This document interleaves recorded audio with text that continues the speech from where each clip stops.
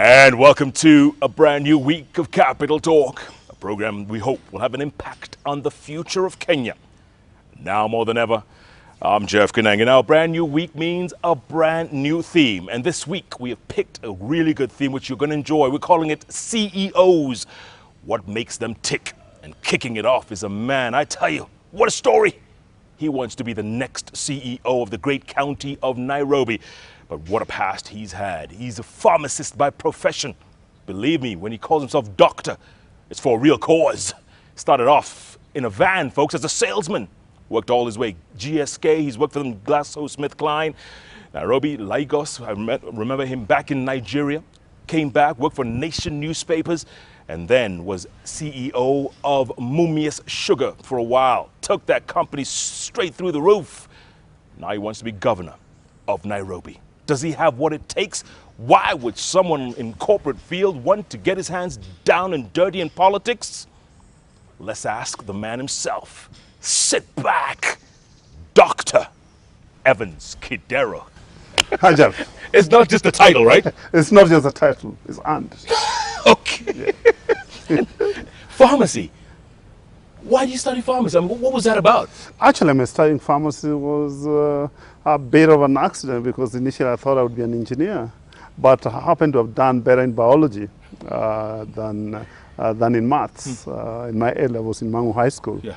And that's how I ended up going to pharmacy school.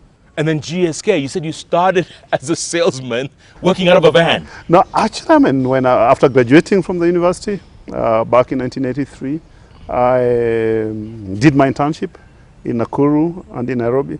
Then I joined the university in the drug analysis research unit, worked there for a year, and I just felt I wasn't exploiting my potential.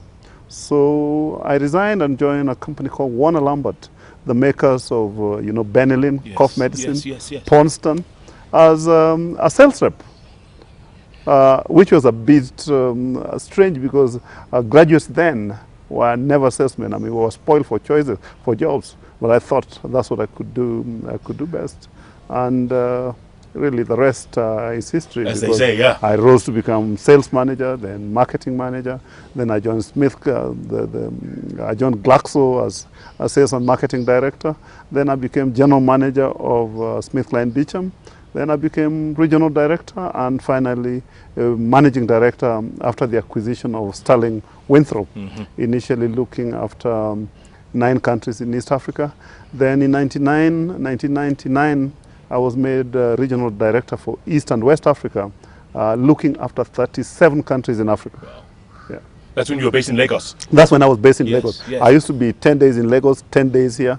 I visited all sorts of places, including Sao Tome and Principe. Those were my markets.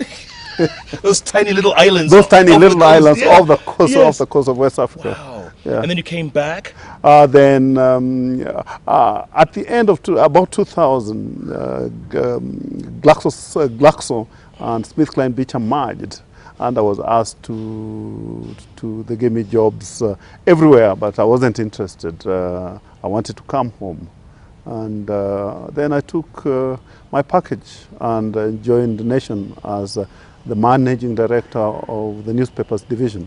Yeah. Was that good fun? I mean, very different from... Very, very different, but I'm a fast learner. And I believe the guys I worked with know that. Yeah. And in 3 years that I was at Nation, we moved the profits of Nation from, when I joined it was 200 million. 3 years later I left, it was approaching 1 billion shillings. Wow. Yes. And same with Mumias. Yeah, Mumias I joined in 2003. They had made a loss of 500 million. And I'm leaving now, actually. Next month is my last month, which is the end of the financial year. And the story speaks for itself. Profits? Profits great. Of course, is a closer. I can't say how much profit it's going to make this year, but certainly better than what it's ever been. Right. Farmers were never being paid. They're being paid in record time, 11, 12 days. We were one product company only making sugar. Now we make sugar.